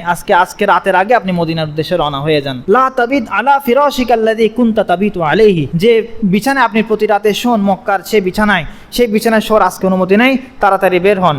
তো অর্ডার যখন পেয়ে গেছে, আর দেরি করার সময় আছে, তাড়াতাড়ি চলে গেলেন সিদ্দিক আকবরের ঘরে রাদিয়াল্লাহু আনহু। যাওয়ার পরে সিদ্দিক আকবরের ঘরে এমন অবস্থায় গেলেন যে তিনি ওই টাইমে কোনোদিন আসেন না সিদ্দিক আকবরের ঘরে, অর্থাৎ প্রচন্ড দুপুরের গরমের সময়। তখন মানুষ একটু রেস্ট নেয়, আরবের দুপুরের গরম যারা গিয়েছেন তারা বলতে পারেন। তো এই সময় মানুষ একটু রেস্ট নেয়। তো আসমা রাদিয়াল্লাহু আনহা আবু বকর সিদ্দিকের মেয়ে, এবং আবু বকর সিদ্দিক দেখলেন যে আল্লাহ রাসূল আসছেন, তার চেহারা একটু ঢাকা অবস্থায়, যাতে মানুষ বুঝতে না পারে তিনি আজকে একটা পরিকল্পনা করতে যাচ্ছেন। এবং যখন মানুষ ঘুমিয়ে থাকে তখন আবু বকর সিদ্দিকের ঘরে গেলেন। পরে আবু বকর সিদ্দিককে বললেন যে তোমার আশেপাশে যা আছে তোমার সবাইকে বের করে দাও, তোমার সাথে একটা সিক্রেট কথা আছে। তো আল্লাহর হাবিবকে জবাব দিলেন আবু বকর সিদ্দিক যে আপনার আশেপাশে যারা তারা আপনার পরিবারবর্গই, কেউ বাইরের কোনো মানুষ নেই। বল ঠিক আছে, তাহলে আল্লাহর হাবিব বলেন যে আমাকে হিজরতের অনুমতি দেওয়া হয়েছে এবং আদেশ দেওয়া হয়েছে, আজকে রাতে আমাদের বের হতে হবে। তো আবু বকর সিদ্দিক আগ্রহের সাথে, চোখে আগ্রহ নিয়ে বললেন ইয়া রাসূলুল্লাহ সুহবাতা, ইয়েস আমি আপনার সাথে যেতে চাই। ছোট বাচ্চারা দেখেন না মেলা টেলে যেতে কিরকম করে, যখন আলী ভাই যখন মেলায় যায় ওনার ছেলে কয়েক বছর পরে তো ওনার পিছনে লাগবে, যেতে দিব না, এরকম একটা বিষয়। আগ্রহের চোখ নিয়ে কি বলছেন যে আসুহবাতা, ইয়া রাসূলুল্লাহ আমি আপনার সাথে যেতে চাই। তাহলে ঠিক আছে, রেডি হও তাড়াতাড়ি। তো দুইটা উটনি আল্লাহ রাসূলের জন্য আগে ভাগে আবু বকর সিদ্দিক জানতেন যে হিজরত করতে হবে, আগে ভাগে তৈরি করে রেখেছেন, খাইয়ে হৃষ্টপুষ্ট করে তৈরি করে রেখেছেন। আল্লাহ রাসূলের সামনে সেগুলো পেশ করেছে, যেটা আপনার পছন্দ সেটা নেন, ওইটা করে আমরা আজকে যাবো ইনশাআল্লাহ। তো আল্লাহ রাসূল বললেন যে ঠিক আছে আমাকে একটা দাও, কিন্তু আমি মূল্য দিয়ে সেটা কিনবো। আবু বকর সিদ্দিক বললেন যে না ইয়া রাসূলুল্লাহ আমি আপনাকে ফ্রিতে হাদিয়া দিতে চাচ্ছি, না মূল্য দিয়ে নিব। তারপর আবু বকর সিদ্দিক বললেন যে ঠিক আছে আপনি যেরকম ইচ্ছা সেরকম নেন। পরে মূল্য দিয়ে সে উট ক্রয় করে আল্লাহর হাবিব সাল্লাল্লাহু আলাইহি সাল্লাম সে উট ক্রয় করে নিল। এবং তারা আসমা বিনতে আবি বকর রাদিয়াল্লাহু আনহা, তিনি দেখেন আবু বকর সিদ্দিক রাদিয়াল্লাহু আনহু এবং ওনার আল্লাহর হাবিবের জন্য সমস্ত খাবার দাবার, শুকনো খাবার ইত্যাদি জিনিস একটা ব্যাগের মধ্যে ভর্তি করলেন। এখন ব্যাগ কি দিয়ে বাঁধবে সেটা আর খুঁজে পাচ্ছে না, রশি খুঁজে পাচ্ছে না। তো ওনার কোমরের একটা বেল্ট, মহিলারা আগে একটা বেল্ট পরতো যাতে কাপড় টাইট হয়, তো সেই বেল্টটা খুলে ওই ব্যাগের উপর কি থলির উপর গিট মারলো। তো ওনাকে সেজন্য জাতুন নেতক বলা হয়। নেতক মানে বেল্ট, অর্থাৎ যে বেল্ট দিয়ে রাসূল করিমের সে খাবারের রসদের ব্যাগকে বেঁধে দিল আসমা বিনতে আবু বকর, তাদের ব্যাগ গুছিয়ে দিল সফরের উদ্দেশ্যে, সেজন্য ওনারা কি বলা হয় নেতক, অর্থাৎ বেল্ট ওয়ালি, অর্থাৎ মানে রশি ওয়ালি বলতে পারেন বা বেল্ট ওয়ালি বলতে পারেন। তো এভাবে ওইদিকে আলী রাদিয়াল্লাহু আনহুকে আল্লাহ রাসূল ডেকে পাঠালেন নিজ ঘরে। আবু বকর সিদ্দিকের ঘর থেকে আবার রাসূল করিম নিজের ঘরে আসলেন, আলীকে ডেকে পাঠালেন যে তাড়াতাড়ি আমাকে ঘরে আসতে বলো। যেগুলো মক্কাবাসীর আমানত ছিল সেগুলো আলীর কাছে হাওয়ালা করলেন যে আমি যেই বিছানায় থাকি সেই বিছানা আজকে তোমার রাত যাপন করতে হবে। আমি আমার এই হাজরামি চাদর, আমার এই কম্বল তুমি উপরে দিয়ে রাখবে এবং বুঝতে দেবে না যে তুমি আসো আমি নেই, সেটা বুঝতে দেবে না, যাতে চেহারাটা ঢাকা থাকে। এবং এই আমানতগুলো তুমি রাখবে যাতে মানুষ আমি চলে যাওয়ার পরে মক্কার মানুষের আমানত মক্কার মানুষের কাছে ফেরত দিতে পারো। চিন্তা করে দেখেন, প্রচন্ড শত্রু যে যার ধর্ম কবুল করছে না, কিন্তু তার কাছে ঠিক টাকা পয়সা স্বর্ণ সবকিছু আমানত রাখলো। এটা ছিল নববী আখলাক। যাকে দেখতে পারে না, যার ধর্ম কবুল করতে নারাজ, যার ধর্ম বললেই পুরা জনগোষ্ঠীর উপর নির্যাতন, সে মানুষের কাছে কি রাখা হয়েছে? আমানত রাখা হয়েছে। তো আলী রাদিয়াল্লাহু আনহু জীবনের ঝুঁকি নিয়ে আল্লাহ রাসূলের বিছানায় ছিলেন। সেদিন রাতে আল্লাহর হাবিব সাল্লাল্লাহু আলাইহি সাল্লামের পুরা ঘর বেষ্টনী। ওইদিকে দারুন নদওয়া বলা হয় কাফেরদের মিটিং এর একটি স্থল, যেখানে কাফেররা একসাথে বসে যে কোনো গুরুত্বপূর্ণ বিষয়ে মিটিং করত। সেখানে উতবা, শাইবা, আবু সুফিয়ান, আরো বড় বড় কাফের, আবু লাহাব, আবু জাহাল সবাই একসাথে হয়ে রাসূল করিম সাল্লাল্লাহু আলাইহি সাল্লামকে কি করা যায় শেষ পর্যন্ত, অর্থাৎ তারা যদি সবাই মদিনায় একের পর এক চলে যায়, ওমর চলে গেল, সবাই পেরেশান হয়ে যাচ্ছে। কারণ তাদের উদ্দেশ্য ছিল মদিনায় মুসলমানদেরকে না যেতে দেওয়া। এখন তো তারা একের পর এক গোপনে পালাচ্ছে, আমরা তাদেরকে কন্ট্রোল করতে পারছি না। তাদের প্রধান নেতা আমাদের কাছে রয়ে গিয়েছে, তাকে কোনোভাবে শেষ করে দিই, তাহলে পুরো কাম আমাদের শেষ হয়ে যাবে। কারণ মদিনায় যদি দারুল ইসলাম হয়ে যায়, আমাদের সিরিয়া যাওয়ার পথ বন্ধ হয়ে যাবে, মক্কার অস্তিত্ব থাকবে বলে মনে হয় না, মক্কার মধ্যে আমাদের অস্তিত্ব থাকবে বলে মনে হয় না। পরে তারা কি করলো, সবাই মিলে বৈঠকে বসলো। ইবলিস একটি বুড়ো মানুষের বেশ ধরে আসলো, ওই দারুন নদওয়ার দরজার সামনে নক করলো। পরে বলল যে আমি তোমাদের মিটিংয়ে বসতে চাই, হয়তো ভালো কোনো পরামর্শ তোমাদেরকে দিব। তো প্রথম এক ব্যক্তি বলল যে আমরা মুহাম্মদ সাল্লাল্লাহু আলাইহি সাল্লামকে নাউজুবিল্লাহ আমরা লোহার শিকল দিয়ে বেঁধে রাখবো, যাতে সে কোনো কথা বলতে না পারে, কোথাও বের হতে না পারে। এই আয়াত থেকে বোঝা যায় ওয়াইদ ইয়ামকুরু বিকাল্লাযিনা কাফারু লিয়ুসবিতুক, আপনাকে আপনার মানুষেরা কি করতে চেয়েছিল, বেঁধে রাখতে চেয়েছিল। তো পরে আরেকজন বলল যে ইবলিস বলে উঠলো যে তাকে বেঁধে রেখে কোনো লাভ হবে না, তার সাহাবীরা এখন রয়ে গেছে মক্কায়, তারা সে বন্ধন খুলে ফেলতে 2-3 মিনিট খুলে ফেলবে, আবার মোহাম্মদ আগের মতো হয়ে যাবে, আবার আগের প্রচার বহাল থাকবে। আরেকজন পরে বলল তাহলে আমরা তাকে জ্বালাওয়াতান করে দিই, অর্থাৎ মক্কা ছেড়ে অন্য জায়গায় তাকে পাঠিয়ে দিই। ইবলিস এখানেও তাদের আপত্তি হলো না, তার কথা এত মিষ্টতা, তার কোরআনের এত মাধুর্যতা, সে যেখানে বলে সেখানে তার মানুষ তার কাবু হয়ে যায়, তার কথাই পাগল হয়ে যায়। আমরা তো সেই ভয়ে আছি সে যে জায়গায় যাবে সেখানে সর্বনাশ করে ফেলবে, এটাও হবে না। পর আবু জাহাল ইসলামের যে ফেরাউন, সে বলে উঠলো তাহলে আমার একটা মাথায় একটা বুদ্ধি আসছে, প্রত্যেক গোত্রের একজন একজন যুবককে আমরা নিব, যে যুবকের হাতে আমরা ধারালো তলোয়ার দিব, প্রত্যেক গোত্রের একজন একজন ধারালো তলোয়ার নিয়ে আজকে রাতে মোহাম্মদকে নির্বিশেষে শেষ করে দিবে, কোনো কিছু তার অস্তিত্ব রাখবে না। এবং এটা করলে কি হবে, প্রত্যেক গোত্রের কাছে আমার তার ব্লাড মানিটা, তার রক্ত মানে যেটা রক্তের যেটা মূল্য আছে, তার যেটা দিয়ত বলে ইসলামে, সেই দিয়তটা প্রত্যেক জায়গায় কেউ মুহাম্মদের সাহাবীরা অর্থাৎ মুহাম্মদের যে বংশ কুরাইশ আর আমাদের থেকে কারো থেকে কেসাস নিতে পারবে না, কারণ এ বংশের মানুষও মেরেছে, এ বংশের মানুষও মেরেছে, এ বংশের মানুষও মেরেছে, এ বংশের মানুষও মেরেছে। তো এক বংশ কয়টা বংশের সাথে যুদ্ধ করবে? তাহলে আমাদের কৌশল প্রত্যেক বংশ থেকে একজন একজনকে নিব, যাতে আমাদের এই কেসাস কারো উপর থেকে নিয়ে নেওয়া যায়। এখন তারা আমাদেরকে ব্লাড মানি চাইবে, অল্প কিছু টাকা চাইবে, আমাদের কাছে শত শত উট আছে, আমরা 100 উট দিয়ে দিব, কোনো সমস্যা নেই। এখন আমাদের এই কৌশলে ইবলিস তালি দিয়ে উঠলো, এটাই হইতে পারে, এটাই মানে এই মানুষ যে কথা বলেছে এটাই হবে। পরে ওই দিন রাতে বড় বাহিনী আল্লাহর হাবিব সাল্লাল্লাহু আলাইহি ওয়াসাল্লামের ঘরে ঘেরাও করলেন। আলী রাদিয়াল্লাহু আনহু এই বিছানায় শুয়েছিলেন। তো আলী রাদিয়াল্লাহু আনহু শুয়ে থাকার পরে তারা মানে বুঝতেই পারেন রসুল করিম কোন দিক দিয়ে বের হয়ে গেলেন, রসুল করিম সাল্লাল্লাহু আলাইহি ওয়াসাল্লাম কোন দিকে বের হয়ে গেলেন এটা বুঝতেই পারে নাই। আল্লাহর হাবিবকে আল্লাহ পাক নিরাপদে পার করে দিলেন। পার করার পরে আলী রাদিয়াল্লাহু আনহু উদ্দেশ্য করে তারা পাথর টাথর ছুটতে লাগলো। আল্লাহর হাবিব তো পাথর টাথর মারলেও চুপ করে বসে থাকতেন, নড়াচড়া করতেন, কিন্তু আলী নড়াচড়া করে, কিরে ভাই একটু উল্টা উল্টা লাগে কেন? তখন তাদের মাথায় একটু সন্দেহ চেপে আসলো, কিরে এটা কি হচ্ছে জানলো। পরে ফজর যখন হলো, ঘরের দরজা ভেঙে ঘরে ঢুকলো, কম বলতে এটা কি আলী, এই ইন্নাকা লাইম, হে নিন্দিত ব্যক্তি, তুমি এখানে কি করছো? তোমার এই মানুষটা কই যেটাকে আমরা খুঁজছি? সে তো চলে গেছে। সে তো কোথায় গেছে আমরা জানি না, আমি জানি না। এর আগে রাতে যে ঘটনা হয়েছিল, আল্লাহ রসুল একাই ঘর থেকে বের হয়েছেন। সিদ্দিক আকবর রাদিয়াল্লাহু আনহু আল্লাহ রসুলকে রিসিভ করার জন্য সিদ্দিক আকবরের ঘর থেকে কোথায় আসছেন? আল্লাহ রসুলের ঘরে আসছেন। দেখেন আলী, আলী তুমি এখানে কি করলা? তোমার কাজ কি এখানে? তিনি আমাকে রসুল এখানে বসিয়ে গেছেন আমানত দেওয়ার জন্য মানুষের, তুমি চলে যাও, আল্লাহ রসুল ওই জায়গায় আছে, তোমার অপেক্ষা আছে, তাড়াতাড়ি আল্লাহ রসুলকে মিলিত হও। সিদ্দিক আকবরকে এই মেসেজ দেওয়ার জন্য আলীকে আগে থেকে বলে গে, তখন তার মোবাইল আর হোয়াটসঅ্যাপ ছিল না। তো চলে গেলেন সেখানে, বীরে মাইমুন বলা হয়, এক কূপের মাইমুন কূপের জায়গায় আল্লাহ রসুল অপেক্ষায় ছিলেন সিদ্দিক আকবরের জন্য। সেখানে দুজন একসাথে মিলিত হলেন। এক রেওয়ায়েতে আসছে সিদ্দিক আকবরের ঘর থেকে তারা বের হয়েছেন, আর এক রেওয়ায়েতে আসছে আল্লাহ রসুল নিজ ঘর থেকে বের হয়ে অমুক জায়গায় অবস্থান করেছেন, আর সিদ্দিক আকবর সেখানে গিয়ে মিলিত হয়েছেন। তো দুইটার মধ্যে কোনো তেমন বৈপরীত্য নেই, অর্থাৎ মানে বিকালবেলা আল্লাহ রসুল ঘরে চলে আসছেন, সিদ্দিক আকবরও সন্ধ্যা হতে হতে আল্লাহ রসুলের ঘর থেকে আবার ফিরবে। মূল কথা, বীরে মাইমুনের মধ্যে তাদের একত্রিত মিলিত হয়েছে। কোথায়? ঘর থেকে না, কোথায় মিলিত হয়েছে? সিদ্দিক আকবর তার ঘর থেকে রসুলের ঘরে গেলেন, রসুলকে না পেয়ে বীরে মাইমুনে চলে গেলেন, রসুল আগে ভাগে বীরে মাইমুনে চলে গেলেন। সেখান থেকে শুরু হলো গুহার ঘটনা। তো এই গুহার ঘটনার মধ্যে রসুল করিম সাল্লাল্লাহু আলাইহি ওয়াসাল্লামকে নিয়ে যখন চলতে লাগলেন, আবু বকর সিদ্দিক রাদিয়াল্লাহু আনহু কতক্ষণ সামনে যে আবার একবার পিছনে আসে, একবার রসুলের সামনে যে একবার পিছনে আসে। তো রসুলের কাহিনী কিছু বুঝে আসছে, তুমি একবার সামনে যাও, একবার পিছনে, একটা করো, সামনে থাকলে সামনে থাকো, পিছনে থাকলে পিছনে থাকো। ইয়া রাসূল, আমার ভয় হচ্ছে সামনে থেকে কোনো শত্রু আপনার আক্রমণ করবে, যাতে প্রথম আক্রমণটা আমার উপর হয়, সেজন্য আমি প্রথমে সেফ গার্ড হিসেবে সামনে থাকতে চাই।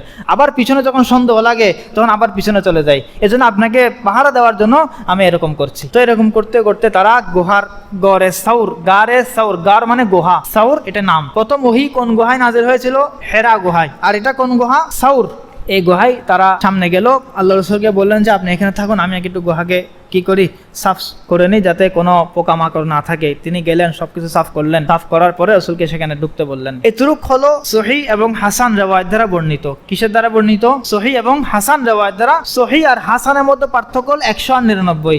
যে ছাত্র 100 পেয়েছে আর যে 99 পেয়েছে, তার মধ্যে তেমন কোনো পার্থক্য আছে নাকি কাছাকাছি? হয়তো কমাদারির ভুলের কারণে 1 নাম্বার কমে গেছে। তো এই হলো 99 হলো হাসান, তো হাসান দরজার রেওয়ায়েতও যে কোনো ক্ষেত্রে গ্রহণযোগ্য, হুকুম সাবেত হওয়ার ক্ষেত্রে যথেষ্ট। তো আমি এতক্ষণ যে কথাগুলো বলেছি সেগুলো হলো কিসের দ্বারা প্রমাণিত? সহিহ অথবা হাসান। যেটা সহিহ না সেটা কমপক্ষে হাসান হইলেও আছে। এরপরে গারে সাওরে তারা ঢুকলো, ঢুকার পরে এরপর আমাদের এখন থেকে ভালো করে শুনেন, আমি কয়েকটা বিষয় পার্থক্য করে দিব, দু একটা বিষয় নোট করতে হবে। গারে সাওরে ঢুকার পরে বিভিন্ন রেওয়ায়েতে আসছে, মানে দু একটা রেওয়ায়েত, সেই রেওয়ায়েতগুলো অত্যন্ত দুর্বল এবং মুহাদ্দিসিনে কেরাম বলেন যে এই রেওয়ায়েতগুলোর মধ্যে নাকারাত আছে। নাকারাত মানে ওগুলো কোনোভাবে গ্রহণযোগ্য রেওয়ায়েত না, মুনকার জিদ্দান বা দয়ীফ জিদ্দান, অত্যন্ত দুর্বল রেওয়ায়েত। সেরকম একটি রেওয়ায়েত হলো আল্লাহ রসুলের একটি গর্ত খালি ছিল, সেই গর্তের মধ্যে সিদ্দিক আকবর পা দিয়ে রাখছে। অনেক দিন যাবৎ অজগর এক সাপ আল্লাহ রসুলকে দেখার জন্য আল্লাহর কাছে প্রার্থনা করে রাখলো। তো আল্লাহ রসুল আসার পরে সে অজগর সাপ সিদ্দিক আকবরের পায়ের জন্য দেখতে পারে না, আবার ওনাকে দংশন করলো। সিদ্দিক আকবর ব্যথায় যন্ত্রণায়, আল্লাহ রসুল এখানে ঘুমাচ্ছিলেন সিদ্দিক আকবরের কোলের মধ্যে, তো পানি, চোখের পানি আল্লাহ রসুলের এখানে পড়লো। আল্লাহ রসুল জাগ্রত হলেন, সিদ্দিক আকবর তোমার কি হলো? তো এই যে অজগর সাপের দীর্ঘ হায়াত পাওয়ার ঘটনা এবং অজগর সাপ সিদ্দিক আকবরকে দংশন করার ঘটনা, এই রেওয়ায়েত থেকে মুহাদ্দিসিনে কেরাম গ্রহণ করে নেননি। যদি অনেক কিতাবে সিরাত ঐতিহাসিক বর্ণনা হিসেবে রেওয়ায়েতটি এসেছে, কিন্তু কেউ এটাকে নির্ভরযোগ্য কোনো রেওয়ায়েত বলেনি। তাহলে এটা আপনারা লিখে নেন যে অজগর সাপ এবং সিদ্দিক আকবরের যে দংশন হওয়ার ঘটনা, সেটা নির্ভরযোগ্য সূত্রে আমাদের কাছে পৌঁছে নেই। সুতরাং এ রেওয়ায়েত বলা থেকে আমরা বিরত থাকলে অত্যন্ত ভালো হয়। বুঝে আসছে কথা? এরপর আরেকটা জায়গায় আসেন, তাহলে এতটুকু বুঝে আসছে কিনা? তাহলে অজগর সাহেবের যে ঘটনা সেটা নির্ভরযোগ্য সূত্রে আমাদের কাছে বর্ণিত নয়, সুতরাং সেটা বলা থেকে আমরা বিরত থাকবো। দ্বিতীয় ঘটনা নেন, সিদ্দিক আকবর আসছে, 3 দিন 3 রাত সেখানে অবস্থান করছিল। এখন তাদের খাবার পানি লাগবে না? আগেভাগেই সিদ্দিক আকবরের ছেলে আব্দুল্লাহ ইবনে আবু বকর, আব্দুল্লাহ ইবনে আবু বকর, আব্দুল্লাহ নাম, উনি আল্লাহ রসুল এবং সিদ্দিক আকবরের জন্য ঘর থেকে খাবার নিয়ে যেতেন। আর সিদ্দিক আকবর একজন রাখাল ছিল, গোলাম ছিল, আমের ইবনে ফুহাইরা, আমের ইবনে ফুহাইরা। তো এই আমের ইবনে ফুহাইরা তাদের জন্য বকরির দুধ ইত্যাদি নিয়ে যেত। তো তাদের খাবারও হয়ে যেত, পানির জন্য দুধ ইত্যাদি সবগুলো তারা পেয়ে যেতেন। 3 দিন 3 রাত সেখানে তারা গেলেন। এরপরে যখন কাফের ওইদিকে আলীকে পেয়ে তার বিছানায় পেয়ে তাদের মাথা নষ্ট, মোহাম্মদ কোন দিকে গেল, আমাদের থেকে কিভাবে পালিয়ে গেল, তারা চারিদিকে ছোটাছুটি শুরু করলো, পাহাড়ে পাহাড়ে ঘোরা শুরু করলো। তারা আল্লাহ রসুলের ফুট স্টেপ দেখতে পেলো। কি দেখতে পেলো? ফুট স্টেপ মানে পদক্ষেপ দেখে তারা যেতে যেতে যেতে লাগলো, এক জায়গায় এসে থামলো। আর দেখে না সামনে, মানে এই যে দেখেন তারা পাহাড় উঠলো, পাহাড়ের এই জায়গায় গর্তটা আছে। তারা পাহাড়ে উপরে গিয়ে গর্তের মুখে আল্লাহ রাব্বুল আলামিন মাকড়সার জালি দিয়ে আল্লাহ পাক রব্বুল আলামিন সেটা কি করে দিয়েছেন? কভার করে দিয়েছেন আগে ভাগে, যাতে ওদের বুঝতে পারতে যদি মাকড়সার জালি কিভাবে থাকে সেখানে মানুষ ঢুকতে পারে না। তারা ওইদিকে না তাকিয়ে এদিকে দিক তাকায়, কোথায় যেতে পারে এদিকে এরকম করে তাকায়। সিদ্দিক আকবর ভয়ে আতঙ্কে আল্লাহ রাসূলকে বললেন যে ইয়া রাসূলুল্লাহ, তারা যদি শুধু একবার পায়ের দিকেও যদি তাদের তাকায়, মানে কোনো বিষয় তারা উপর থেকে নিজেদের পায়ের দিকে তাকায়, তাহলে আমাদেরকে দেখে ফেলবে। আল্লাহ রাসূল বলেন যে লা তাহজান ইন্নাল্লাহা মা'ানা, তুমি কি করো না, পেরেশান হইও না। তুমি কি মনে করেছো আল্লাহ আমাদের সাথে নেই? অবশ্যই আল্লাহ আমাদের সাথে আছে। আল্লাহ পাক রব্বুল আলামিন এরকম মাকড়সা দিয়ে তাদেরকে সাহায্য করেছেন। এখানে আরেকটা বিষয়, এই মাকড়সা রেওয়ায়াত এটাও দুর্বল, কিন্তু সহনীয় পর্যায়ে দুর্বল। কি পর্যায়ে দুর্বল? অর্থাৎ ঐতিহাসিক বর্ণনার ক্ষেত্রে এই সমস্ত রেওয়ায়াত চলে যায় এবং যৌক্তিকও। আল্লাহ রাসূলের হাদিস রেওয়ায়াত আসে না যে কোরআনের আয়াতের মধ্যে আসছে যে আল্লাহ পাক রব্বুল আলামিন আল্লাহর হাবিবকে সাহায্য করেছেন যখন নিজ কওমের মানুষ আল্লাহ রাসূলকে বের করে দিচ্ছে মদিনাত, মানে মক্কা থেকে যেতে বাধ্য হচ্ছিলেন, তখন পুরা কওমের বিরুদ্ধে আল্লাহ পাক আল্লাহ রাসূলকে সাহায্য করেছেন। এটা কোরআন আয়াত দ্বারা সাবেত। তো সাহায্যের একটা নিশানা কি রাখলেন? মাকড়সার জাল। এরপর আরো রেওয়ায়েত আছে যে কোন কবুতরের ডিম, সেখানে কবুতর এসে ডিম পাড়া শুরু করলো। এই কবুতরের ডিমের কথা। আর কোন রেওয়ায়েত আছে সেখানে আল্লাহ পাক একটি গাছকে হুকুম করলেন, সেখানে গাছ উঠে গেল গুহার সামনে। তো এই দুইটা কথা, অর্থাৎ কবুতরের ডিমের কথা আর কিসের কথা? গাছের। এটা অত্যন্ত দুর্বল রেওয়ায়েত। এই রেওয়ায়েত মুহাদ্দিসিনে কেরাম গ্রহণ করেননি। তাহলে কবুতরের ডিম, কালকে আমি কবুতরের ডিমের একটু ইশারা করেছিলাম, আপনারা জানেন না কেউ, মানে খেয়াল করতে। তাহলে কবুতরের ডিমের কথা এবং গাছ উৎপন্ন হওয়ার কথা, গাছ সেখান থেকে গাছ উঠে যাওয়ার কথা, এই দুইটা অত্যন্ত দুর্বল, সেটি গ্রহণ করেননি মুহাদ্দিসিনে কেরাম। তো কোনটিকে শুধু গ্রহণ করে নিয়েছেন? সহনীয় পর্যায় মাকড়সার জালেরটা। কোনটা? মাকড়সার জালেরটা। সেখানে 3 দিন পরে মদিনার উদ্দেশ্যে রওনা হলেন। মদিনার পথে যাওয়ার সময় আরেক মুসিবতে তারা পড়লেন। ওদিকে কাফেররা ঘোষণা করে দিয়েছে যে মুহাম্মদকে আমাদের কাছে হাতে ধরিয়ে দিতে পারবে তার জন্য 100 উট পুরস্কার। তার জন্য কয়শো উট পুরস্কার? 100 উট পুরস্কার। 100 উট পুরস্কার। এই ঘোষণা পাওয়ার পরে সুরাকা ইবনে মালিক, এক কাফের, তিনি আল্লাহর হাবিব সাল্লাল্লাহু আলাইহি সাল্লামের ছোট একটা কাফেলা অনেক দূর দিয়ে যাইতে দেখলেন। তো মনে হচ্ছে এটাই মুহাম্মদ এবং তার 2-3 জনের বাহিনী। ইতিমধ্যে মুহাম্মদ সাল্লাল্লাহু আলাইহি ওয়াসাল্লাম এবং আবু বকর সিদ্দিক রাদিয়াল্লাহু যাওয়ার পথে তারা একজন ম্যাপ বুঝে এমন মানুষকে ঠিক করলেন, ভাড়া করে নিলেন, যে মদিনার ম্যাপে আমাদেরকে নিরাপদ জায়গায় দিয়ে আমাদেরকে অতিক্রম করিয়ে দিতে পারবে। ম্যাপ যে বুঝে তাকে ঠিক করার পর তারা নিয়ে যেতে লাগলো। তাকে খিরিদ বলা হয় আরবিতে। তো ওই মানুষটা সহ 3 জন তারা যেতে লাগলো। সুরাকা ইবনে মালিক তাদেরকে ধাওয়া করলো। প্রথমে সে 100 উটের লোভে সে দাওয়া করলো। আগের আরবের প্রচলিত ছিল কোন জায়গায় বের হওয়ার আগে তারা এরকম সেটা মানে বদফালি নেকফালি অর্থাৎ যেটাকে আমরা কোন লক্ষণ কুলক্ষণ আছে কিনা সেটা যাচাই করতো। তাদের বিশেষ প্রক্রিয়া ছিল, কিছু একটা ব্যাগ থাকতো, সে ব্যাগের মধ্যে কিছু তীর থাকতো, তীরের মধ্যে লেখা থাকতো এই যাওয়াটা তোমার জন্য মঙ্গলজনক, এই যাওয়াটা তোমার জন্য অমঙ্গলজনক। তো বারবার সে তীরের মধ্যে হাত ঢোকায়, মানে ব্যাগের মধ্যে হাত ঢোকে, যে তীর বের করে সেটা বারবার লেখা আসে যে তুমি মুহাম্মাদের কোনো ক্ষতি করতে, এটা যাওয়াটা তোমার জন্য অমঙ্গলজনক, যাওয়াটা তোমার জন্য কি মঙ্গল বই আনবে না, তুমি যেও না।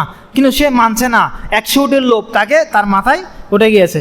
সে গেল, যাওয়ার পথে আল্লাহ রসুলের বাহিনীর কাছে গেল, আল্লাহ রসুল বদদোয়া করেছে, সাথে উটের 2টা পাও সামনের দিকে গেড়ে গিয়েছে, সে নিজে অর্ধেক গেড়ে গিয়েছে। পরে আল্লাহ রসুল আশ্রয়, আমাকে আশ্রয় দিয়ে দেন, আর কিছু করবো না। এরকম 2-3 বার আশ্রয় চেয়েছে, 2-3 বার তার এরকম কি হয়েছে, গেড়ে গিয়েছে। 3 বার সে ব্যর্থ হয়ে চলে গিয়েছে। পরবর্তী সে ইসলাম কবুলও করেছে। তাহলে সুরাকা ইবনে মালিক পরবর্তী ইসলাম গ্রহণের পরে তার এই ইচ্ছা জাতির সামনে বলেছে আমার সাথে এটা হয়েছিল। এরকম প্রতিমধ্যে আল্লাহর হাবিব সাল্লাল্লাহু আলাইহি সাল্লামের আরেকটি মুজিজা, যেটা উম্মে মাবাদ, আবু মাবাদের ঘটনা। তাহলে এখন আমরা কোথায়? মদিনার পথে আছে, আল্লাহ রসুল মদিনার পথে আছেন। কোথায় আছেন? মদিনার পথে গিয়ে তাদের তৃষ্ণা লাগলো, দীর্ঘ সফর, তো একটু দুধ খাইতে চাইলো। একটা বকরি, আবু মাবাদ নাম কি, আবু মাবাদ একজন মানুষের বকরি দেখলো, আবু মাবাদের কাছে একটু চাইলো আমাদের কিছু পান করান। তো সে বললো যে আমার কাছে তো এই দুধ ছাড়া আর কিছু নেই, এই বকরি ছাড়া আর কিছু নেই, আমি যদি আমার পরিবার কি খাবে তোমাদেরকে যদি দিয়ে দিই। আল্লাহ রসুল তোমার বকরিটা এদিকে আনো, ওইটা ওলান ধরে বরকতের দোয়া করলেন। আল্লাহ রসুলের দোয়ার বরকতে এমন বরকত হলো যে তারা নিজেও খাইলেন, পরিবারে খাইলেন। তো এই মানুষটা দেখে, আবু মাবাদ দেখে হয়রান, এটা কোন মানুষ? আল্লাহ রসুল জবাব দিলেন যে আমি ওই মানুষ যে মানুষকে মক্কাবাসীরা মানে বাপ দাদার ধর্ম ত্যাগকারী বলে গালি দিয়ে পাঠিয়ে দিচ্ছে, আমি সেই মানুষ। আবু মাবাদ হয়রান হয়ে বায়াত গ্রহণ, ইসলামের বায়াত, আমি আজকে আমি বিশ্বাস করে নিয়েছি যে আপনি যে ধর্ম নিয়ে আমাদের কাছে এসেছেন সে ধর্ম 100% সত্য, আপনাকে দেখে আমি বিশ্বাস করেছি, আমাকে মুসলমান বানিয়ে দেন। তো আবু মাবাদ মুসলমান হলো। সুরাকা ইবনে মালিক এগুলো দেখে এক রাওয়ায়াতে আসছে যে গেড়ে যাচ্ছে মাটির নিচে, এগুলো দেখে এক রাওয়ায়াতে আসছে তৎক্ষণাৎ মুসলমান হয়েছে, আর এক রাওয়ায়াতে আসছে পরবর্তী গিয়ে বুঝে আসছে তারপর মুসলমান হয়েছে। তাহলে প্রতিমধ্যে 2 জন মুসলমান হয়ে গেল মুজিজা দেখে। প্রথম মুজিজা, আল্লাহ সর্বপ্রধান মুজিজা কি? আল কোরআন। প্রথম মুজিজা কি? প্রধান মুজিজা আল কোরআন। দ্বিতীয় মুজিজা শক্কে সদর, বক্ষ বিদারণ, মেরাজ, ঠিক আছে। তারপরে চন্দ্রকে দ্বিখণ্ডিত করা, এগুলো একটা মুজিজা। ওলানে হাত দেওয়া, তারপর আল্লাহ রসুলকে আক্রমণ করতে এসে সে নিজে ডুবে যাওয়া, মাটিতে গেড়ে যাওয়া, এগুলো সবগুলো আল্লাহ রসুলের মুজিজা, যেগুলো সাধারণ মানুষের সম্ভব নয়। মুজিজা নবীদের সাথে খাস, এবং সেটা স্বাভাবিক অভ্যাসকে মানে না, স্বাভাবিক দুনিয়ার নিয়ম রীতিকে মানে না, একটা অলৌকিক বিষয় হয় সেটা। মদিনায় যাওয়ার আগে মদিনায় কাছাকাছি পৌঁছে গেছেন কুবা নামে এক জায়গায়। কি নামক জায়গা? কুবা। হিজরত শুরু হয়েছিল সফর মাসের 27 তারিখ, অনেকে বলেছেন। তাহলে হিজরত মক্কা থেকে শুরু করেছেন কয় তারিখ? এটা লিখে রাখেন, সফর মাসের 27 তারিখ। কুবা নামক স্থানে গিয়ে পৌঁছেছেন 12 রবিউল আউয়াল। কত? 12। সফরের পরে কোন মাস আসে? রবিউল আউয়াল। সফরের পরে রবিউল আউয়াল। প্রথম মাসের নাম মুহররম, তারপরে কি সফর, তারপরে রবিউল আউয়াল, ঠিক আছে। তো রবিউল আউয়ালের 12 তারিখ, প্রায় 15 দিন সফর অতিক্রম করে সেখানে কুবা নামক স্থানে, এখনো মদিনার সেন্টারে পৌঁছে নেই। এদিকে মদিনাবাসী খবর পেয়েছে মুহাম্মদ রাসূলুল্লাহ মক্কা থেকে বের হয়েছেন।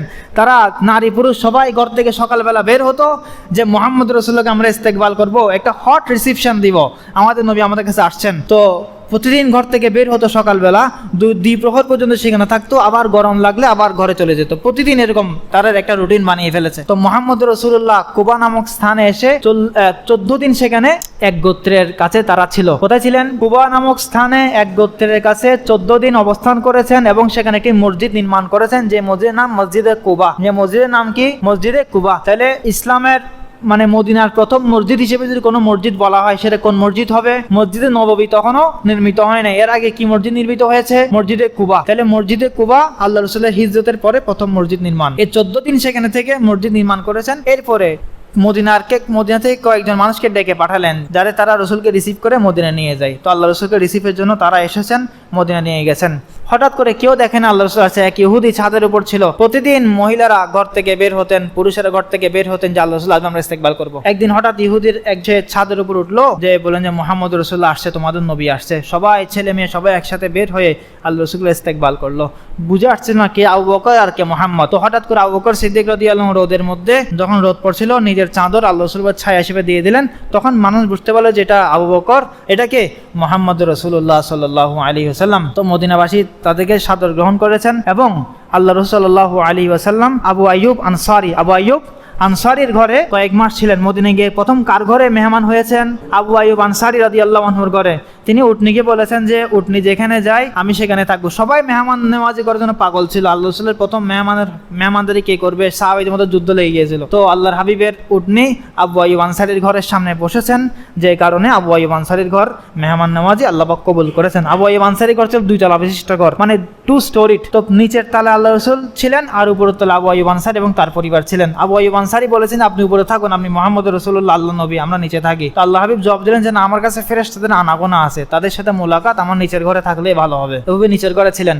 হঠাৎ করে আবু আইয়ুব আনসারীর ঘরে একদিন মটকা ভেঙে গেল, পানির একটি মটকা ভেঙে গেল। তো তখন তো 2 স্টোরি হওয়া সত্ত্বেও মাঝখানে যে পার্টিশন সেটা তো আর সিমেন্ট আর বালি দিয়েছিল না, সেটা তো এমনি হয়তো খড়কুটো দিয়ে বানানো হয়েছে, নরম পার্টিশন। পানি কিন্তু তোষে তোষে টিকটিকি পানি পড়বে। তো তারা কি করলো, তাদের একটি মাত্র লিহাফ কম্বল, যে কম্বল ছাড়া তাদের আর কোনো গায়ে দেওয়ার মতো কিছু না, আবু আইয়ুব আনসারী এবং তার পরিবারের সে কম্বলটা ওই পার্টিশনের উপর বিছিয়ে দিল, যাতে কম্বল সমস্ত পানিকে কি করে নেয়, চুষে নেয়, আল্লাহ রাসূলের নিচতলায় যেন এক ফোঁটা পানিও না যায়। তো এই ছিল আবু আইয়ুব আনসারীর মেহমানদারি, এবং এখান থেকে আল্লাহর হাবিব নিজ ঘরে স্থানান্তরিত হয়েছেন। তো এক রিওয়ায়াতে আসছে যে তলা আল বদরু আলাইনা, যে তলা আল বদরু আলাইনা বিভিন্ন কবিতা পাঠ করে শিশুরা আল্লাহ রাসূলকে ইস্তেকবাল করেছেন। এই রিওয়ায়াতটি মুহাদ্দিসিনে কেরাম গ্রহণ করেনি। কি গ্রহণ করেনি? বাস মানে ইস্তেকবাল করেছেন, হট রিসিপশন দিয়েছেন, এবং হট রিসিপশনের মধ্যে যে এই কবিতাটাও পাঠ করেছেন, মানে শুধু এই কবিতা নিয়ে ইশকাল আপত্তি, এমনি রিসিপশন যে তাদের আন্তরিকভাবে দিয়েছেন, সংবর্ধনা যে তাদের আন্তরিক সংবর্ধনা জানিয়েছেন, সেটার মধ্যে কেউ ইখতিলাফ করেনি, সেটা সহিহ হাদিস দ্বারা প্রমাণিত আছে। তাহলে কয়টা কথা বললাম? এক, কবুতরের ডিমের কথা বললাম, এবং গাছ উঠে যাওয়ার কথা বললাম। দ্বিতীয়ত এদিকে ওমর রাদিয়াল্লাহু আনহুর বীরত্বের কথা বললাম, ঠিক আছে না? আরেকটা কি কথা বললাম? তলা আল বদরু আলাইনার কথা বললাম। তাহলে কবুতরের ডিম এটা উল্লেখ, আর গাছ, তলা আল বদরু আলাইনা, আর কি ওমরের বীরত্বের কথা। আর কোনো কিছু বলেছি?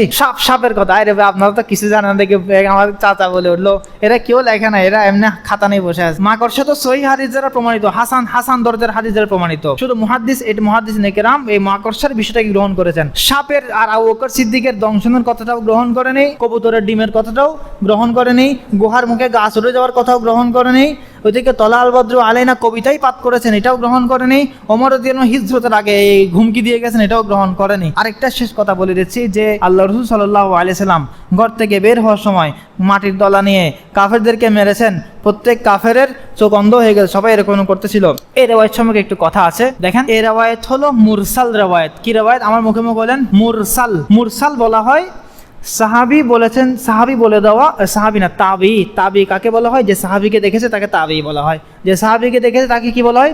আর যে রসুলকে দেখেছেন তাকে কি বলা হয়? সাহাবী বলা হয়। তো তাবি বলেছেন যে রসুল এই কথা বলেছেন, তাবি বলেছেন, সাহাবী বলে নাই, সাহাবীকে মাঝখান থেকে ছড়িয়ে দিয়েছেন, ঠিক আছে? তো মুহাম্মদ ইবনে কাব, নাম কি? মুহাম্মদ ইবনে কাব, এই তাবি, উনি বলছেন যে আল্লাহ রসুলের এই ঘটনা হয়েছে, তিনি মাটির দলা নিয়েছেন, কাফেরদের সম্মুখে মেরে দিয়েছেন, এবং কাফেররা সবাই এগুলো করতে গিয়ে মুহাম্মদ সাল্লাল্লাহু আলাইহি ওয়াসাল্লাম এদিকে বের হয়ে চলে গেছেন তাদের পক্ষ থেকে। পরে এই যে রিওয়ায়াতটা, এটা মুরসাল রিওয়ায়াত, তাবি বর্ণনা করেছেন। কে বর্ণনা করছেন? সাধারণভাবে হাদিস কে বর্ণনা করে? সাহাবী, কিন্তু এখানে কে বর্ণনা করছেন? তাবি। সাহাবী আছে, সাহাবী নাই। কিন্তু প্রশ্ন এখানে কথা হলো তাবি আছে, সাহাবী নেই, এজন্য এই রিওয়ায়াতকে চোখ বন্ধ করে ফেলে দিবেন, বিষয়টা এমন নয়। বিষয়টা হলো এখানে তাবি যেহেতু বয়ান করছে, এই তাবি আমার দেখতে হবে কেমন তাবি। তাবিটা মুহাদ্দিসিনে কিরাম লিখছেন মুহাম্মদ ইবনে কাব, মানে অত্যন্ত সিকা দরজার তাবি। সিকা দরজা মানে তার রিওয়ায়াত গ্রহণযোগ্য। তিনি যদি মুরসালও রিওয়ায়াত বর্ণনা করেন, মুরসাল মানে সরাসরি তার সাথে রাসূলের কানেকশন কায়েম করে দিয়েছেন, সাহাবী বলেন নাই, তাহলে সেটাও গ্রহণযোগ্য হয়, সেটাও কি হয়? গ্রহণযোগ্য হয়। মুহাম্মদ ইবনে কাব আল কুরাজি পর্যন্ত, আমাদের পর্যন্ত যে সনদ আমাদের সে সনদ পড়া সহি আছে, সে সনদ পড়া কি সহি আছে। শুধুমাত্র প্রবলেম কোথায় গিয়ে হয়েছে? সাহাবীকে বলে নাই, সাহাবীর নাম উল্লেখ করে নাই। তো এই পুরা সনদটা সহি থাকার কারণে আমরা এটাও গ্রহণ করে নিতে পারি।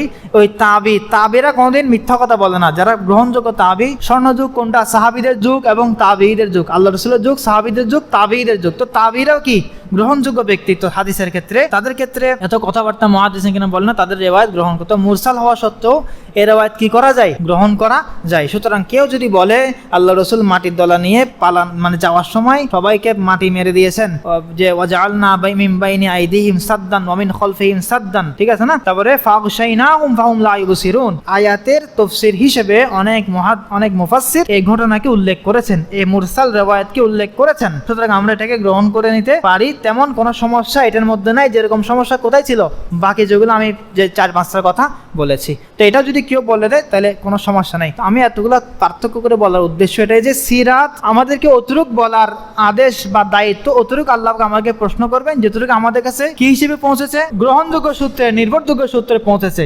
যেগুলো বানোয়াট কেচ্চা কাহিনী বলে, যেগুলো মুহাদ্দিসিন কেরাম বলেননি বা মানে সেগুলো গ্রহণ করে নেননি, এই সমস্ত রেওয়ায়েত এগুলো বলে আল্লাহ রসুলকে শান বাড়ানো কোনো দরকার নাই। আমি যদি বলি আল্লাহ রসুল সমস্ত অজগর সাপ মিল রসুলকে সেজদা করেছেন বা সালাম করেছেন, সেটা কেউ মিথ্যা প্রতিপন্ন করতে পারবে? আল্লাহ রসুল শান এত বড় ছিল যে যেখানে ইউসুফ আলাইহিস সালামকে চন্দ্র সূর্য সবগুলোকে সেজদা করতে পারে। ইন্নী রাআইতু আহাদা আশারা কাওকাবা ওয়াশ-শামসা ওয়াল কমার রাআইতুহুম লি সাজিদিন।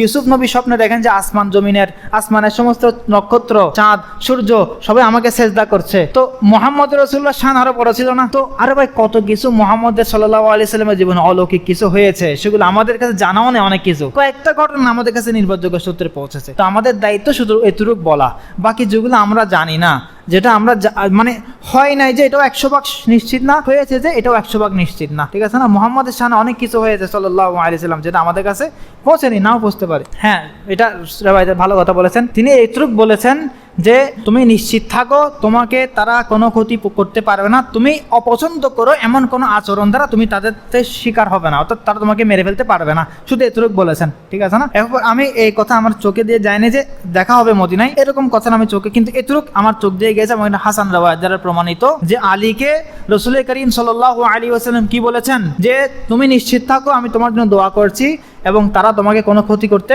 পারবে না, তুমি নিরাপদে আমার এখানে থাকো, আমার কম্বল জড়িয়ে নাও, এতটুকু পর্যন্ত। তাহলে এটা থেকে এটাও বুঝে দেয় যে মদিনায় দেখা হবে, ঠিক আছে? তাহলে এই পর্যন্ত আমরা মদিনায় পৌঁছে গেলাম। কোথায় পৌঁছে গেলাম? মদিনায় পৌঁছে গেলাম, ঠিক আছে? আল্লাহ পাক আমাদেরকে আপনাদের সবরের কারণে আল্লাহ আপনাদেরকে অনেক ধন্যবাদ। অনেক বড় ক্লাস হয়ে গেল আজকে। वो है मेरा नबी, वो है मेरा नबी, तुझसा कोई नहीं, तुझसा कोई नहीं, मुस्तफा मुस्तफा।